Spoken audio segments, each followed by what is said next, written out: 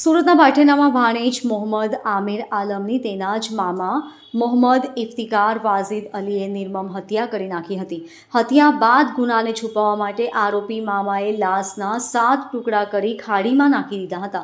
પરંતુ એનો ભેદ હત્યા કરનાર મામાએ જ ગુરુવારે રાત્રે ગુમ થયાની ખોટી ફરિયાદ નોંધાવ્યા બાદ ખુલ્યો હતો. હાલ આરોપી મામા ભાણિયાના 7 ટુકડા કરી તેને કોથળામાં પેક કરી મોપેડમાં નાખી જતો હોવાના સીસીટીવી પણ સામે આવ્યા છે. મળતી માહિતી મુજબ મૃતક મોહમ્મદ આમિર આલમ અને હત્યારો મામો મોહમ્મદ ઇફ્તિકાર વાઝિદ અલી બંને મૂળ બિહારના કટિહારના રહેવાસી છે. ભાઠેનામાં શિવશક્તિનગરમાં ભાડાના ફ્લેટમાં રહેતા હતા. મામા ભાણેજ ઉધના રોડ નંબર 8 પર 30 સિલાઈ મશીન ભાડે ચલાવતા હતા.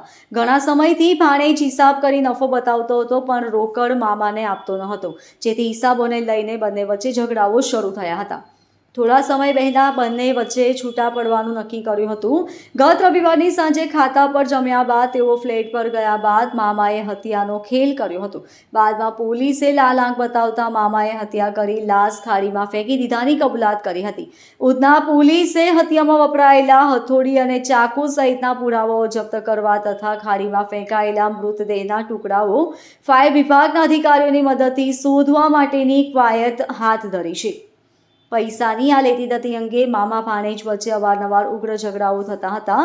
મામા ઇફ્તિકાર વારંવાર પૈસા માંગતા ભાણેજે હિસાબ આપવાની ના પાડી દીધી હતી, જેથી મામાએ સંજયનગર પાસે ખાતું ભાડે રાખ્યું હતું અને પોતાના ભાગના 30માંથી 15 મશીન આપી દેવા ભાણેજને કહેતા તેણે ના પાડી દેતા હત્યાનો 1 મહિના પહેલા જ મામાએ પ્લાન બનાવ્યો હતો. આરોપી મામા મોહમ્મદ ઇફ્તિકારે હત્યાનો ભયાનક પ્લાન સોમવારની વહેલી સવારે પાર પાડ્યો હતો. ઉધના પોલીસ ઇન્સ્પેક્ટર શૈલેષ દેસાઈના જણાવ્યા મુજબ જ્યારે ભાણેજ આમિર પોતાના રૂમમાં ઊંઘમાં હતો ત્યારે ઇફ્તિકારે વજનદાર હથોડી વડે તેના માથામાં ગંભીર ઘા મારીને તેની નિર્મમ હત્યા કરી નાખી હતી. આરોપી મામા અને ભાણેજ ભાઠેનાના એક फ्लैटમાં સાથે જ રહેતા હતા. बाद में ये लोग का अलग हुआ. अलग होने के बाद बोल रहा था 50-50 कर लो कर्जा, तो दोनों आधा आधा भर ले. तो मेरा मामा नहीं माना. वो रूम पे गया. संडे को रात को उसका हत्या कर दिया. हत्या करने के बाद उसको बोरी में करके गार्डर में फेंक दिया. बाद में पुलिस वाला उसको पकड़ लिया, हत्यारे को. अभी थाने पे हो जामा है.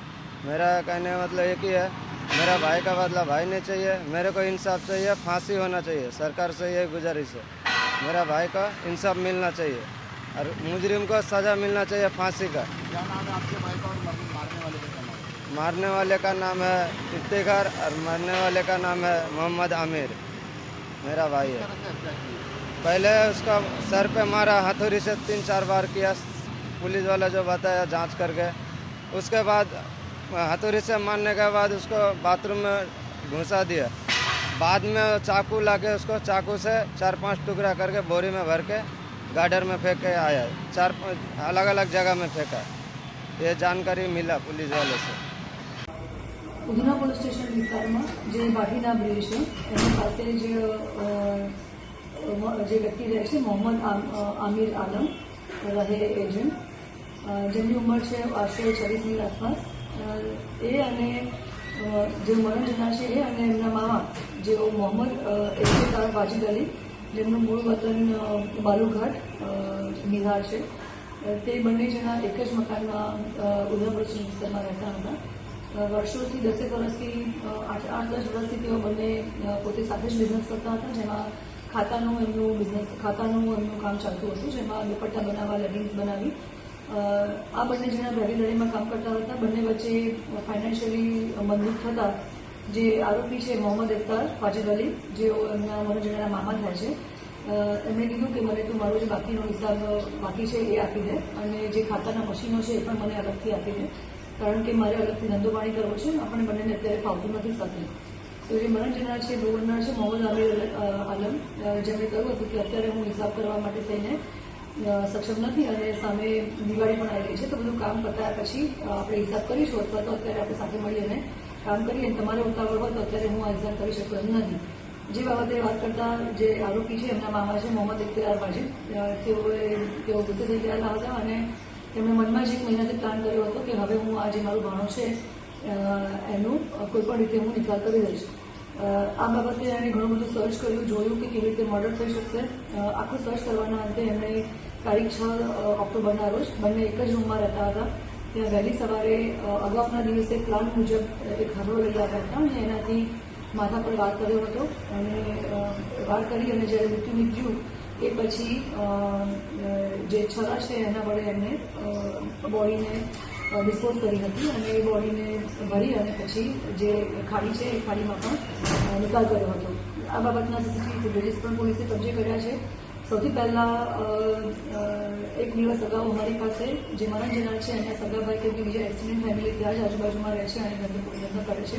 એ લોકો પોલીસ પાસે આવ્યા હતા કે અમારો ભાઈ 4 દિવસથી મિસિંગ છે.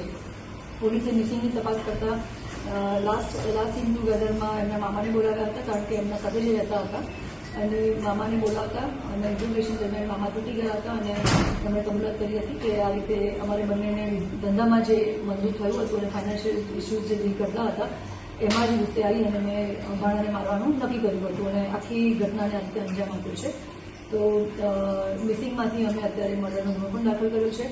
જે વેપનથી અમે મૃત્યુ નિપજાવ્યું હતું વેપન પણ અમે લોકોએ પોલીસે કબજે કર્યું છે. એમાંથી જે વાળ અને બ્લડના નમૂના સેમ્પલ્સ મળ્યા છે એ પણ અમે એફએસએલમાં મોકલાયા છે અને ડીએનએના આધારે આગળની પ્રોસેસ પણ કરીશું. પરંતુ એ સેમ્પલ મળ્યા છે એના આધારે અમે આગળનો ગુનો પણ દાખલ કર્યો છે. આરોપી પર અમે અટક કરી દીધો છે. સાહેબ, એને આ પ્લાન કેવી રીતે આવ્યો કે લાશના કટકા કરીને ખાડીમાં ફેંકી દેવાનો વિચાર કેવી રીતે આવ્યો?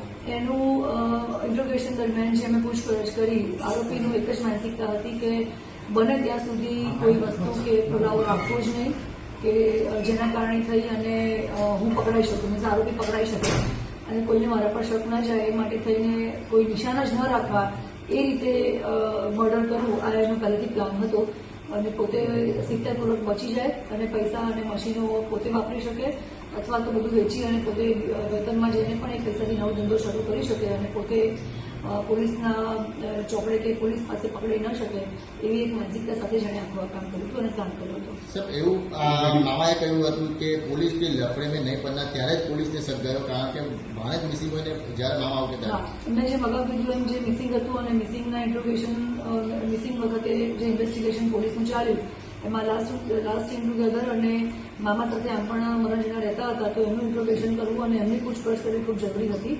ત્યારે જ મરણ જણાના ભાઈ કે જેઓ મિસિંગની જાહેરાત આપવા માટે પોલીસ સ્ટેશન આવ્યા હતા એમણે કીધું કે અમારા મામા પોલીસ સ્ટેશને આવવા તૈયાર નથી અને એમણે કીધું કે મારે પોલીસના રકમમાં પડવું નથી અને હું મારી રીતે મામા ભાણેજની પણ તપાસ કરી રહ્યો છું અને તમે પણ તમારી રીતે તપાસ કરી શકો છો અથવા પોલીસ પાસે જઈ શકો છો. એટલે એ જ એક શંકાસ્પદ નિવેદન હતું જેના આધારે પોલીસે આવું ઇન્વેસ્ટિગેશન કર્યું, મામાને બોલાવ્યા અને ઇન્ટ્રોગેશનમાં આખી હકીકત સામે આવી. કેટલા કટકા કર્યા છે પ્રાથમિક રીતે સામે આવ્યું? બ્રુટલી મર્ડર કર્યું છે અને એનું પુરાવાના નાશ કરવા માટે જેણે આ પ્રકારે બ્રુટલી મર્ડર કર્યું અને ડેડ બોડીનો નિકાલ કર્યો. અત્યારે લાશના કોઈ ટુકડા મળી આવ્યા છે ખરા? કેવી રીતે સર્ચ કરવામાં આવ્યું છે? અમે લોકોએ એફએસએલને અને ફાયર બ્રિગેડની ટીમને સાથે રાખી, મ્યુનિસિપલ કોર્પોરેશનમાંથી ફાયર બ્રિગેડની ટીમને સાથે રાખી અને એ લોકોની જે લોકોની પાસે રિસોર્સિસ છે જેમાં બોટ છે, બોટમાં અંદર જેટલા પણ ઇન્સ્ટ્રુમેન્ટ્સ છે એની સાથે આખું ખાડીને પણ ખોદી રહ્યા છે, પાણીને પણ સર્ચ કરી રહ્યા છે અને ટીમો પણ ત્યાં 24 કલાકથી કાલ કલાકથી. Bureau report LK star news, Surat.